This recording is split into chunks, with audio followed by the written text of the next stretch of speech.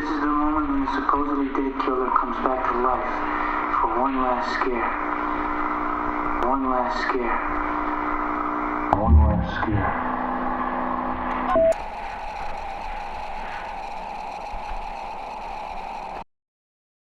Welcome to The Last Scare, a home for horror nerds to come together and gush about their favorite feel-good genre, and we're boogie-woogieing into summertime. Cheers to that. Cheers. We got our frozen melted daiquiris here. Been working on these a couple hours.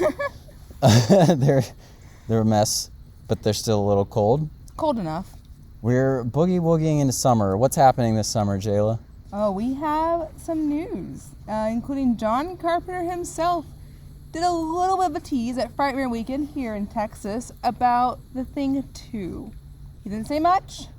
All he said was that there might be a sequel, and he's sworn to secrecy. Secrecy, for sure. He sees the secrets. The Thing 2, is this a good idea? That's a great question. If anyone can do it, he can. For sure. What's the most recent movie John Carpenter directed? You know what? I should have known that. Yeah, I definitely put you on the spot there. I don't know the answer either. I'm not like quizzing you. I don't know, but I remain skeptical. That movie's like 40 years old. I feel like he wouldn't do it if he didn't feel like it was a good continuation. Although, I think the ending for The Thing is perfect. The original of The Thing. Yes. Not the 2011 The Thing. You don't think leading into the original of The Thing is a good ending? What else are they supposed to do? That's such a loaded conversation. We don't even have time for it. I haven't watched either of those movies in years, so I got nothing. I think it'll work if it's a completely separate thing. I reckon it won't be. A completely separate encounter with The Thing. You think they're going to Indiana Jones it and deep fake Kurt Russell into a young Alden Ehrenreich? God, I hope not. What movies are coming out this summer? You know, we're getting Insidious. Oh yes, Insidious, no longer called Fear the Dark. It's called Insidious the Red Door, but it's still directed by Patrick Wilson. I'm going to blame Boogeyman for it not being called Fear the Dark anymore, because there's a lot of darkness in this movie that's coming up. We'll get to that later. So much darkness. Well, so dark it could be a Batman movie. That's great. The Blackening comes out Yes, next week or it this week or does. something. We're going to do a black horror episode. We are. I'm really excited. I'll save it for the next episode, but I will say that there's so much to talk about, especially when it comes to black horror. The history is surprisingly deep. Yeah, we're going to talk about Get Out. We're going to talk about Candyman. I feel like those are the obvious ones. Of course, but I feel like the others should be a little surprise. Yeah, okay. I was about to say what the third one is. I'm excited for the third one. I know, we're both excited for the third one, but that should be like a little like... I haven't seen the third one. Have you seen it? No, I actually haven't. Cool. I'm excited to watch that one. We're gonna really dive into it. I think it's gonna be great, honestly. I'm really excited. Check out the documentary Horror Noir on Shudder if you haven't yet. A little homework for you guys. It's an amazing documentary. That's gonna be like our guidebook for our episode. Yeah, I'm really excited to show Cam it because I watched it a few years back and I thought it was wonderful. Even as a horror fan at that point, it still brought a few things to my attention that I wasn't aware of, so it's gonna be really fun. Yeah. And we also have Talk to Me, which I'm excited about. It's a new A24 horror. Looks kind of creepy. Correct. It looks like it's gonna be not like A24. It's kind of dipping its toe into horror. It feels like an A24 horror movie that's going to be a horror movie. Not an A24 movie. Now that we're gonna market this as a horror movie, but really it's not. Gotcha. No shade to A24. I am kind of a simp for you guys. We're definitely A24 fans here. We are pretentious film nerds. We are. Speaking of A24 horror, Hugh Grant is going to be starring in a new movie called Heretic, which is A24, and it's also by Brian Woods and Scott Beck, I'm pretty sure those are their names. Yes. It's those two guys that wrote The Boogeyman, as well as 65 and Haunt. Yes. Have you seen Haunt? I have. Is it great? I enjoyed it. It's like pretty good. It's like okay. It was better than my expectations. No offense to Eli Roth. Sort of the vibe I get from this group of writers is they make movies that are pretty okay. Yeah. That's how I feel about The Boogeyman. We'll get into that. What else is happening this summer? It's not happening this summer, but we got some news. Lay it on me. We got some news about Terrifier 3. Oh, yeah? It's got a 7-figure budget. 7-figure budget. It's going to come late 2024, which is perfect because that means either we have a new horror Thanksgiving tradition or it'll still come at the perfect time. Yeah. It's been said that Sienna's coming back, which I'm super happy to see. Naturally.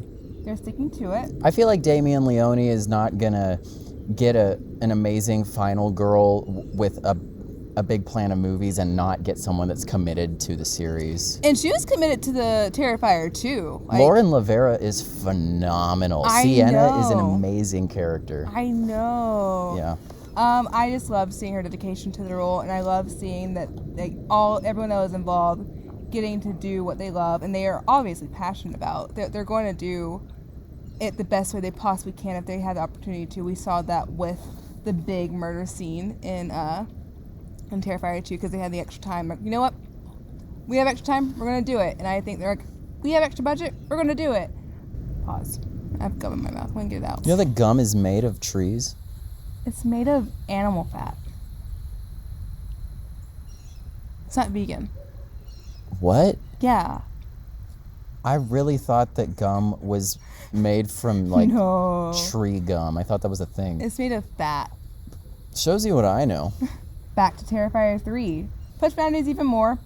Not going to hold back. And I quote, "If you thought Art's reign of terror in Terrifier 2 was extreme, you haven't seen anything yet." So how do you feel about that?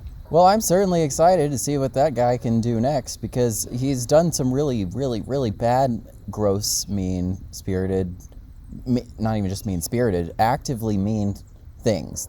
The guy's not very nice, but I'm excited to see how far he can go because he's already gone really, really, really far. Yeah, it's like he has a budget now. He's like, you know what? You guys are upset this time? Forget about it. Yeah. I'm excited, which is a surprise for OG last scare watchers to hear me be like, oh yeah, no, I want to see him push boundaries. I want to see how far he goes. Mm-hmm. I want him to. I need more. Terrifier is kind of like this, it fills a void of within horror that we just has been vacant for a while. I feel like within the genre, a lot of filmmakers have been very, very worried about being taken seriously because horror as a genre isn't often taken seriously. So there's this part of the genre that's kind of been left out to die that Terrifier is filling. Just extreme gore, sort of you think it's keeping torture porn alive? That's not what I said. What did you mean? It's just this slasher horror icon killer that is there to be a horror icon and to kill people, and then there's the final girl there to stop him. I feel like a lot of filmmakers are too concerned that if they go that route, they won't be taken seriously. I just felt a raindrop. There's no cloud. That's so weird. Yeah, no. There's one cloud above us. No, I'm definitely feeling raindrops. There's literally nothing above us. I felt one too. Oh my God, we're like Peter Parker in Spider-Man 2 when he gave up Spider-Man. It's taken us a week to get this episode together, and we've missed sunlight already, and now it's raining from a cloudless sky on us. What is this life? We're going, not to jinx us, but we're going to have to record tomorrow again. I'm betting. It's another cursed episode. It's not cursed. It's just maybe tomorrow will be a better recording day. Concept. No. Don't do that. Remove your head from your hand. Listen. Concept. Look at me when I'm doing a concept. And smile a little bit because it's a great concept. What if we have the news during the daytime? Because the boogeyman shows at night, we can do it on your porch. That's an idea. Let's do it. I do have some more news for you, Cam, and it involves the next chapter in the Final Destination franchise. Another Final Destination? I know. How many times are they going to get there? You would think that after the Final Destination, they were done. But yeah, that was the fourth one. Yeah. They made a fifth one after that. No. There's more destinations to be the last. To be getting to. More places to be getting to. I heard they're going to break the formula a bit. Exactly. And they are, apparently, maybe, kind of, sort of. I'm basing this off of a audition tape that was posted online. Things might still change because production's crazy, scripts are crazy, things are wild. Who knows? However, I do like what they're presenting to us. What are they presenting to us? What's going to happen? So instead of an immediate death, grabbing back the people that instead of getting there. Yeah, instead of immediately getting there. Okay. It takes like 50 years. It's generations on, because there are so many people that are supposed to survive this building collapse, an apartment building collapse, that death has taken years to catch up. So it's 50 years on, approximately, I should say, that these people find themselves in a situation where they're dying in these like wild accidents because they shouldn't be alive in the first place. And I think it's a really smart way to break the formula while also still falling into the formula, personally. How do you feel about that? I think that sounds fun, especially if they're actually going to kind of go through like different decades. I wonder if they're going to take it back a little, like this incident happened in the 70s or whatever, and it's culminating in the 2020s, or if it's going to start in the 2020s and culminate in the 2070s. Ooh, wow, I didn't think of that. Like if they went futuristic with it, that'd be kind of interesting. That's super interesting. I don't really know, what to expect. We generally go into movies kind of blind. Yeah, because trailers suck. Trailers suck. We'll get to that. We're thinking about doing a new series. This was Jayla's idea, but just like for YouTube Shorts and TikTok and Twitter, just does the trailer show too much? Because trailers show too much all the time. Right. And we generally don't even watch trailers for a movie we know we're going to see already. After we see a new horror movie, we will maybe start telling you whether the trailer shows too much. Yeah, I think that will be great. As you said, breaking the formula in a way that isn't treading too far into the unfamiliar is really smart. Death comes to us all. Yeah, so it's so interesting that like the person that has a premonition doesn't meet those consequences immediately. That's really interesting to me. I will say, originally, before I get to our last bit of news, they're going to follow an EMS worker. And I found that super interesting, and I hope they circle back to that, because an EMS worker that prevents a disaster. Yeah. In real life, an EMS worker is seeing all kinds of fucked up situations all the time anyway. Thank you to our first responders. I'm not laughing because, but also...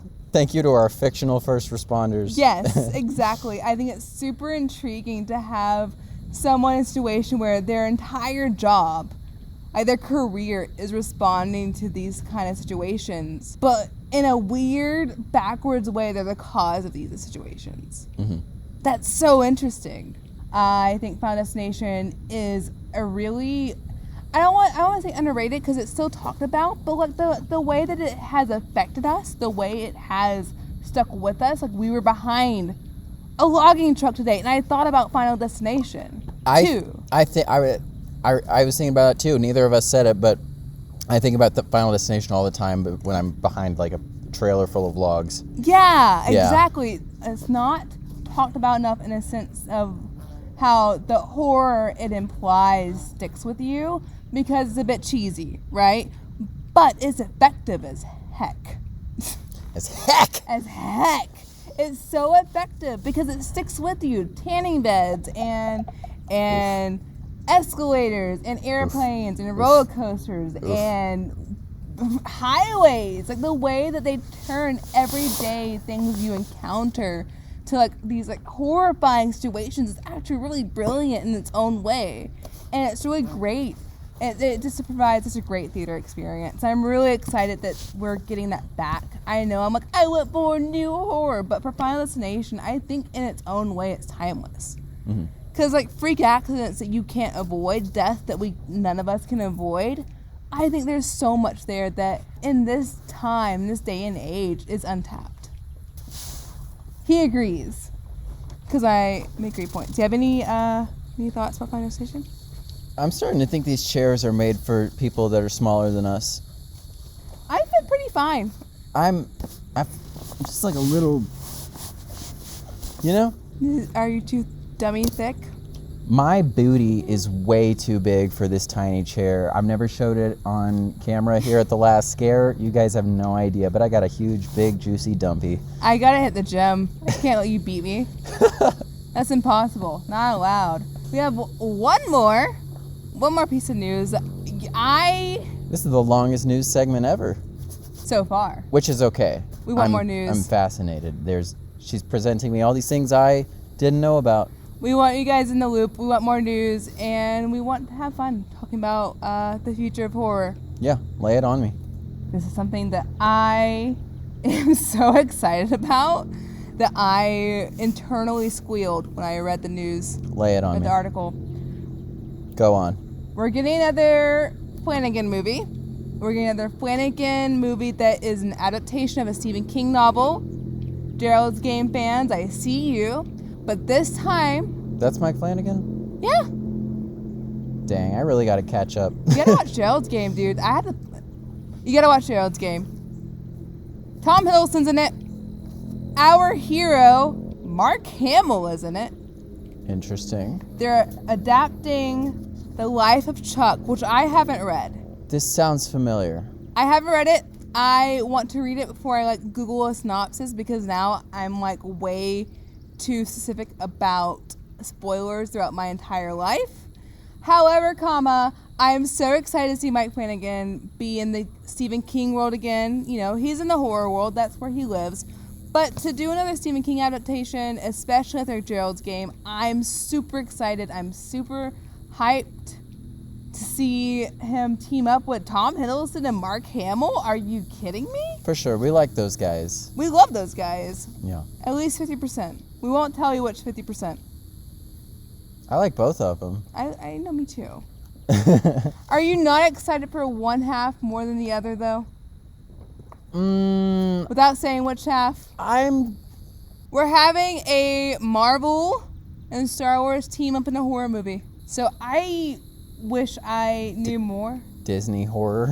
Disney horror. We're having a Disney horror team up. We are excited about the next Disney horror movie, though. Haunted Mansion. I'm hyped about Haunted Mansion. I haven't seen the original, but that new one looks amazing. It's just a spin-off of Atlanta. We love Rosario Dawson. We love Lakeith Stanfield. We're very excited for that, and I'm definitely going to watch the original. The first time we watched that trailer was in the theater, because I just didn't watch it, because I don't watch trailers at home anymore. I just wait, because I'm going to be bombarded with it 20 million times at AMC. We also live at the House of Kidman. Exactly. So I know I'm going to see it. And the first time I saw it, oh my God, all these people are in it, and Owen Wilson, and Danny DeVito. Yeah, I'm going to go see it. I loved the Eddie Murphy movie. Was a huge part of my childhood. And to see this and see this cast, I'm like, yeah, of course I'm going to go see it.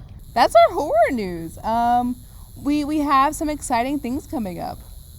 We do. But let's make a very smooth segue into the Boogeyman. Who lives in the darkness like we do.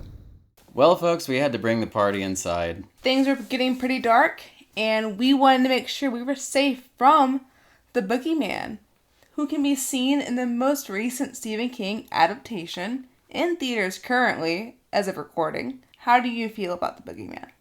I feel like the Boogeyman is a movie for sure. It's definitely a movie. It is a movie. I feel like they were inspired by the current kind of a zeitgeist of A24 grief and trauma movies, but they wanted to direct it to a more mainstream audience and make something a little more palatable for younger moviegoers. It's PG-13, even though I would say it has some punches it doesn't pull. I do agree that it does kind of push that line a few times, especially in the beginning. The opening scene is pretty dark, pretty shocking. Yeah, I wasn't expecting that. This movie, I would describe this movie as a mix between Lights Out and Babadook. I think it's definitely got the whole Babadook thing of grief and trauma. I think Babadook is sort of what started this thing. This is what they talk about in Scream 5. They talk about what specifically they're talking. They don't name A24, but they mention elevated horror. Yep, elevated horror. Elevated horror. It's about something. Right. Which I mean, horror has always often been about something.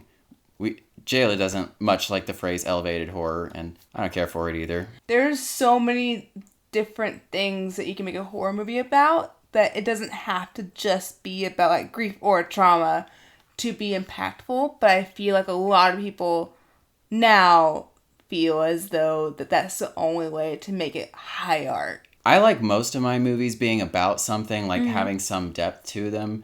I would say this movie is not elevated horror as we currently understand it. I would say it's not pretentious. Yes. It's not an A24 movie. I do agree. I don't think this falls into what a lot of people consider elevated horror, even though I do feel like it has a lot of really strong ideas and work built into it, and there's some things that are a bit weaker that takes it down just a few pegs, but still, compared to like what was coming out in theaters even 10, 15 years ago, this still has a, solid creativity and work put into it that I do admire outside of flaws that I see. Yeah, overall I would say it's mid, but not without merit. Exactly. It's not without its merits. Yeah, for sure. If we straight up didn't like it, we wouldn't even be covering it. No. we wouldn't be talking about it for longer than like 3 minutes. But we're going to do a full review because we think it's worth that. We basically only want to do movies that we like. We're here to gush about our favorite feel-good genre. We're here to talk about what we like. We don't have any interest in making videos like shitting on bad movies. That's just not what we do here. But this movie is worth a watch. Yeah, I fully agree. I feel like horror as a genre gets made fun of enough already as is. I feel like to be able to be someplace that just loves it, I think that's really great. And I do agree. It's worth a watch. I walked away with a lot of things that I liked, and some things I feel like could have been stronger going forward. I would say this is a good, October night watch. Mm-hmm. You have your friends over, you guys get some pizza, all that good stuff, and you want to throw in a horror movie that's not too intense, but still has a few good scares. Put on the Boogeyman this year. Yeah, I'm going to have to sort of disagree with you there. Okay. This movie is slow-paced, which is fine. It is what it is. I don't have a problem with that, but I would say it's not a party movie, and it is about grief and trauma, so I would say it's not a fun horror movie. It's not so dark and dismal that it's straight up depressing, but it's not exactly a fun movie. That's actually super fair. Scratch the party. Order the pizza for yourself and watch it on an October night where you have a free night. Yeah, I would say this isn't one you throw on. I would say this is one you watch. Yeah. I would say if you and your friends just watch horror movies, yeah. I mean, I watched it with Jayla twice. We're besties. Absolutely. If your friends don't watch horror movies, maybe don't start with this. If you are a longtime fan of the horror genre, you might see some things that aren't just really refreshing for you. Yeah. But I do overall recommend it. It's definitely not my least favorite Stephen King adaptation as far as the movies go. Tangent, do you have a specific least favorite Stephen King movie in mind? No. Anyway. Okay. Straight into spoilers? If you're going to watch the movie, then stop watching us. Yeah. At this point and come back afterward. And if you've already seen it, then you're in luck, because we'll just jump right into it. Absolutely. So this starts off with child murder. Yeah, there's a child, like a toddler that dies in the opening scene. And that's as dark as it gets. It really starts off with this super shocking scene. And then the rest of the movie is just my mom died. Okay, so they weren't really dealing with Lester Billings losing his kids that much in the movie. Yeah, that's what we started with. So I don't think the movie should have opened with that. It probably should have opened with the main family's their mother dying, because that's what the movie was actually dealing with. I guess the opening scene was needlessly shocking. Yeah, it was just kind of like trying to get your attention, I suppose. Mm-hmm. And it's like not the best, it's not even the best Stephen King kid dies in the opening. That was the it. That was the it. It was the it. It was it. One thing I noticed is they lost their mom in a car accident. And I think it's a family of bad drivers because in the opening scene, you have the dad not paying attention to his driving whatsoever. Oh yeah, he turns around, he's like tickling the kid. And whenever there's a scene where they do this, where someone turns around, the driver turns around and is like messing with someone, I'm like, ooh, there's going to be a car crash. And then there's not. Exactly. It's just like, oh, no, they got to school okay. I feel like that's not good. I feel like in most scenes when someone is driving foolishly, they should crash. Because, not to be an old man yelling at the cloud again, but kids these days will be on their phones, like just, you know, texting and Snapchatting while driving, and movies that show this stuff and don't show consequences of that, I think maybe reinforce that that's okay. And I think not every movie has to be a public service announcement, but I think if someone is drinking and driving... Euphoria. Nate Jacobs. Cal Jacobs. At least Cal doesn't open bottles of beer with his mouth. Oh my god. You would think a family that's struggling hardcore with the passing of their mom, of the mother of the family, from a car accident, would be a bit more wary. Yeah, they would be a little safer in the car. He did not care. And we go from that straight into some Stephen King-esque bullies. Yeah, so these Stephen King bullies are super weird because they're actually her friends. Did you notice that they were a friend group, but they were also the Stephen King bullies? Wasn't that weird? It was bizarre because it was like her best friend became friends with them, and so like the best friends like, oh yeah, they're your friends too, but they're assholes. Like the day she gets back to school from after her mother dies, they are being straight up mean. Someone leaves some horrible yogurt shit in her locker. That was the last thing her mom made her. It was a little lunch bag that her mom wrote on. That makes so much more sense. I thought someone left something awful in her locker. No, that was like the last lunch her mom made her that just like sat in her locker. Oh. So I'm assuming she found out during school. That makes a lot of sense, Yeah, and their friend group comes around and they're like, why are you wearing your mom's dress? Like, won't that prevent you from moving on? Or like, you're gonna scare people. I'm like, her mom died.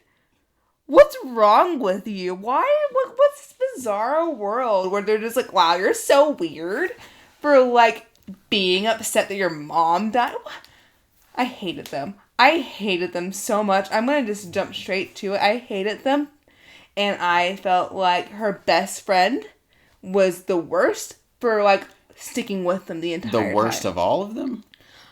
Or you just mean like figuratively, oh, she's the worst. On like a level of like, she was friends with Sadie, our main character, first, and she saw this group repeatedly treat Sadie like crap and never truly stood up to them. Yeah. That's a bit like, if you're a crappy person, you're just a crappy person. But if you're someone who you see these people that you became friends with treat your friend poorly and you don't say anything, that's a whole other level. Yeah, the passivity, it's not excusable. Yeah. If any of those bitches ever pulled any of that on you, I'd cut them. I hate all those bitches. I hope they die. She was like, wow, you're scaring. You're going to scare people. I'm like, dude, you... The actual best friend was like, oh, you know, I just want to know what you're going through. We can have a party at your house. And they go to her house, and they smoke weed, and then it goes wrong. And they lock her in this room that Polka Dot Man locks himself into, and it gets murdered by Boogeyman. They lock her in there, and she's obviously freaked out, and she says, was there something in there? Are you okay? Was there something in there? So obviously she's following something. But then Sadie, very, very rightfully, I should say, slaps the main not nice lady. I already said bitch. Slaps the main bitch who deserved it, who I thought should have been boogeyman food. Is she the Regina George? Yes. Slaps her. Full on, which was deserved. And I thought she was going to get, like, scared by boogeyman directly, and she didn't. And I feel like you that thought was, Regina George was going to get scared? Yeah, I feel like that was really unresolved. Well, no, because she is not dealing with grief and trauma, other than, like, her dad walking out on her, or her mom. I already forgot. She was like, I haven't seen my dad in 2 years, and I'm fine. I'm like, your dad didn't die. It's different. The main character syndrome is strong with her. Oh, for sure. I guess I feel like it would have been more fulfilling if Bethany stood by Sadie's side. When they were all like, oh my god, she's like psychopathic. She's schizophrenic. And they're like all leaving. Mm-hmm. If, like, I don't know, she had a spine and stayed by her friend for longer than these other girls. It was like, I know you're going through something, and obviously something happened in that closet. What's going on? For the love of God, tell me. Yeah, no, zero empathy. She calls Sadie a psychopath, but she is probably actually a sociopath because she has zero empathy. Not a single crumb. We love just diagnosing people with mental disorders here. Yeah, that's what we do on the internet. That's what Twitter is for. Oh, no. But anyways, my tangent about the worst best friend ever in a million years. Polka Dot Man? Yeah. Or that's actually what I was going to go into. Can you really trust a man named Lester? I guess not. But he was this was the bit of the movie after we were first introduced to the bitch group, as we lovingly call them. The bitch group? I've never called them that. Well, they are the bitch group. I feel like the Stephen King bully... No, that's what I'm going to call them. Stephen King bullies. They're the Stephen King bullies. Sure. After we're introduced to the Stephen King bully group, we are immediately back at home with the dad, who's a therapist, and Polka Dot Man shows up. And we begin the actual Stephen King short story for this part of the movie. The short story, we listened to the audiobook of it, and it's basically just the meeting between Lester and Dad, and he's recounting to Dad how all his kids got killed by the boogeyman. Yep. And I guess I'll give a brief spoiler warning if you want to go in raw with this short story, but pause for dramatic effect for spoiler warning. In the book, ...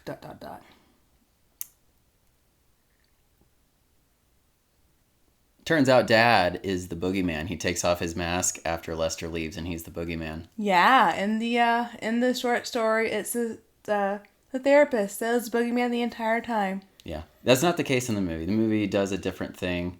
The short story is really just about Lester's kids being killed. Which I think the short story is effective in its own right. This man who's trying to talk about how he's haunted by this boogeyman, of course, only to find that the one place he thought he could talk about it to was the same source of all of his worries and concern and fear. It'd be interesting if that boogeyman used all of his grief and trauma, used all of Polka Dot Man's grief and trauma to like prey on him later, but it's just a short story. By the way, if you're a horror nerd but not a comic book movie nerd, Polka Dot Man is David Maschalchin, the guy that plays Lester Billings. He's in The Suicide Squad as Polka Dot Man. He's also an Ant-Man, but he's not Polka Dot Man. He doesn't shine as much in Ant-Man. He's also in The Dark Knight. He is. He's got a small role as one of Joker's henchmen in The Dark Knight. So basically, the movie The Boogeyman, not to be confused with 2005 Boogeyman, is completely separate. I know nothing about that. You don't. It's fine. Keep it that way. Fair enough. We have too many movies anyways. I trust you. Thank you, Cam. You're welcome, Jayla. This movie really is a continuation of the Stephen King short story, as well as being able to have the perspective of Lester, Mr. Lester. And Dad is not the boogeyman. Yes, and Dad is not the boogeyman.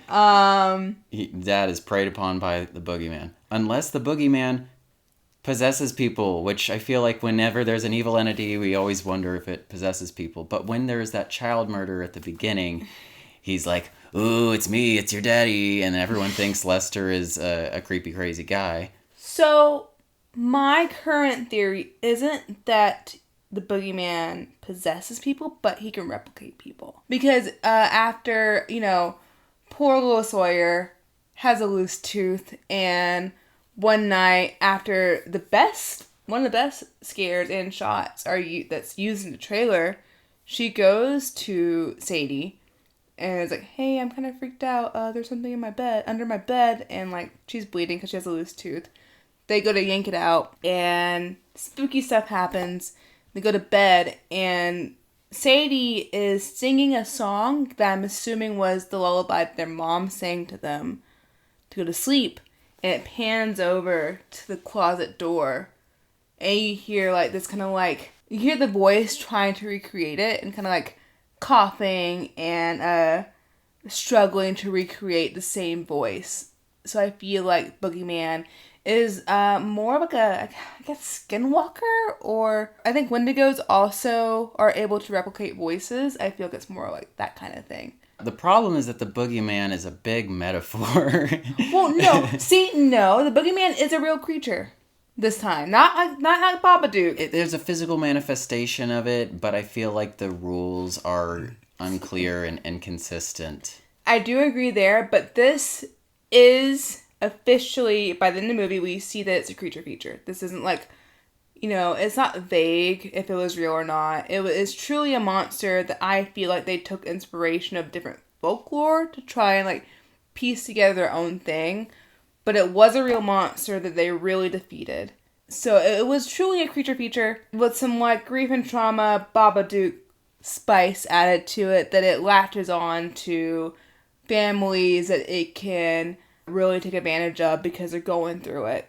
Which I will say really quickly, I know a lot of people are probably like, why were they in the dark the entire time? Why haven't people like turned on lights in this house for the last week or however long it's been? I caught this our second watch. The mold that the boogeyman brings with it when it's infecting a house gets into the lights, and that's why the light switches aren't working. It's not because they don't want to turn the lights on. It's because this infestation makes it to where they can't turn on lights. Well, the Billings house was otherwise kind of a dump. Like, why did Mrs. Billings stay in the house all the time? Why didn't she burn the house down? I guess because she had nowhere else to go. It was probably paid off, and she was like, I guess I'll just be here. That's fair. I don't know why my go-to solution for all my problems is to burn my house down. Well, in this situation, you would have been right. I would feel like, because it's revealed, like they figure it out by in the movie that this monster is sensitive to light. I feel like if any monster is sensitive to light, it probably hates fire. And you should probably try to use fire to kill it, which works. Didn't you say that you wanted them to come up with a better way? Yes. Oh boy. Yes. This is. I'm gonna get into a few gripes. I want it to be gentle with this movie. This movie shines because it has a lot of jump scares in it, especially in like the middle portion, and I feel like it shines more when it's a bit more atmospheric. I feel like good horror works well when I had a direct quote right now. When it's a smart character making the choices that you would make and it's still failing. Does that make sense? Yeah. You don't want to have like a lot of, oh, don't go in there moments. Yeah, I know. Like, that's fun. That's fun with like a group of friends or whatever. But it can be frustrating sometimes too. I feel like there's a lot of moments where like, not a lot, there's moments in this movie where they play with like the shadows in the background. And like, is the boogeyman behind her or not? And I feel like it was stronger when it did that than like, jump scare, Yeah. I really wish that Sadie had the opportunity to really stand on her own 2 feet and really come up with a plan. Well, didn't you say you wanted her to come up with like a different way of taking down the boogeyman at the end? I wish that like it was played smarter. Yes, I wish that like as soon as they figured out, okay, light, that like we had a bit more of like thinking. If that makes sense. A bit more of a, not a scheme, but a bit more of a plan. I feel like as soon as you realize that light is its weakness, I would have liked to see Sadie try something else before just like walking on into the darkness like nothing else is going on. My favorite thing in horror is seeing characters that, as they get new information of a situation, they adapt to it. I would have loved to see Sadie, because she was so determined to, like, figure this out for most of the movie. I feel like she didn't really dive too deep into that plan or that idea. I would have loved for her to, like, try and set up a trap or something. Kind of like with Mrs. Billings. Mrs. Billings had a plan, right? I would have loved to see Sadie just get so frustrated when I want to take control of this. And I would have loved to see her try and come up with her own plan, her own trap. Well, they can't all be Kevin McAllister, Sweaty.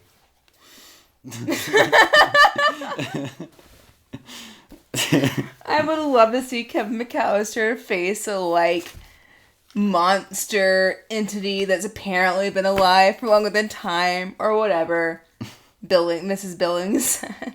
This movie has a lot of strong parts to it, but it does shoehorn this weird ghost paranormal bit with it, with her mom. Like, her ghost mom. Her ghost mom is an actual part of this movie. Because you see her in the beginning, right before, like, the tooth getting pulled scene, trying to speak to her mom. And it happens again when she gets her mom's lighter, because the dad's like, we gotta pack up all her stuff. I don't want to talk about my feelings. Oh, yeah, that dad, the therapist dad really struggled with vulnerability in this movie, which was super, super ironic. Yeah, as a dad that's a therapist, he is just, like, not involved. He's having a conversation with his grieving daughter, and he is fully equipped for this situation. Yeah. You know, most parents aren't necessarily equipped to help their kids deal with something like this, but he's a therapist. Yeah. It's his whole job, and she's trying to talk to him, and he tells her to talk to her therapist about it tomorrow. He's like us when we're preparing for the pod. He's like, oh, good thoughts you're having, but save them for tomorrow. The family therapist that I'm supposed to be going to as well. And she says, I'm trying to talk to you. And instead of kind of repairing the situation right then and being like, oh, I'm sorry, honey, I'll listen to you, he just leaves the room and says, good night. And then later on, he just packs up all mom's stuff and is just like, well, you know, we don't need this all around. And no wonder Sawyer's seeing things. He's going to pack this all up, which is funny because Lester is like, this is something that comes for your children when you don't pay attention. I think maybe they were making a point about listening to your kids. The dad does have an arc. By the end of the movie, he is actively dealing with everyone's grief and engaging with it. He finally listens and has a pretty messed up leg for not listening sooner. Yeah, he gets his leg messed up pretty bad, pretty weirdly out of the blue. Yeah. It seems like it happens after all the attacks. This movie doesn't really make sense to me now that I'm thinking about it.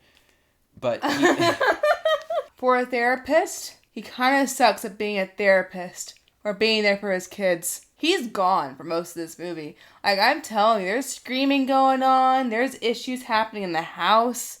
Sawyer is at one point just depressed, eating cheese, even though she's lactose intolerant, is struggling. That poor kid is struggling. And he's like, you can play PlayStation, you're fine. He does have this character arc where I think he is not being preyed on by the boogeyman as actively as his daughters because, like I said earlier, the boogeyman is just a big metaphor. He's just not in the house. I don't know where he goes. He's not really there to deal with all the stuff, I think, because he is like a man who is not as good at dealing with his emotional issues, ironically, even though he is a therapist. And he's also the man of the house, and so he has to stay composed for his kids so he can help them through their stuff, even though he's not doing good at that. I think he's not really seeing the boogeyman till the end because it's a big metaphor. I think he's not seeing the boogeyman until the end because he's just not home. I don't know if he's at the strip club trying to cope. I don't know if he's out drinking at bars with his therapist friends, but he's just not around. Like, so there's so many. He's just always staying in the light. These girls are just hanging around in the darkness. Yeah, in the darkness with like their mold-infested house that he's not concerned about. He's gonna stay in the light. Yeah, he stays in the light of denial. Exactly. I will simply not deal with it. Pretty much. I will say that Sawyer, who is also a young Leia, for Star Wars fans, did a great job. She had me laughing a few times, and she was just like, I'm just trying not to die, thanks. As well as her just like moodily eating cheese. I relate to that hardcore. I think I related to her more than I related to Sadie. Fair enough. Fair enough. I do, like I said, I think that this movie is just a really good one to take your young teenagers, maybe preteens too. I think it's a good movie for people who aren't too familiar with horror, that kind of want something more than just like a Friday the 13th. As much as I love Friday the 13th, I feel like that to be able to be in a time that even like the PG-13 mass appeal horror movies still have a bit more to chew on compared to early 2000s is really, really special. I'm going to recommend one movie that I think did this better. A movie that has a monster preying on a kid dealing with the loss of their mother. Super 8.